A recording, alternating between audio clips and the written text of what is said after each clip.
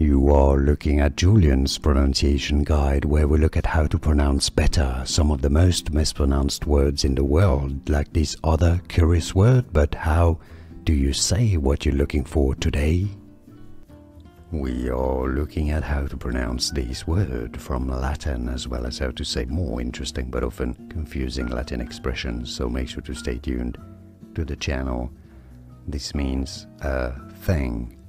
Now in English it is generally said one of either two ways: raise or rees.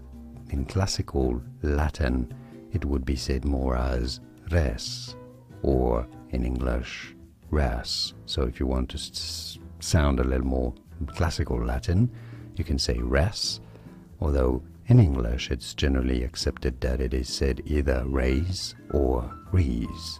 And now you know. Here are more videos on how to pronounce more confusing words and names too many mispronounced. Like this video if you found it useful. I appreciate your support. I'll see you soon and thanks for watching.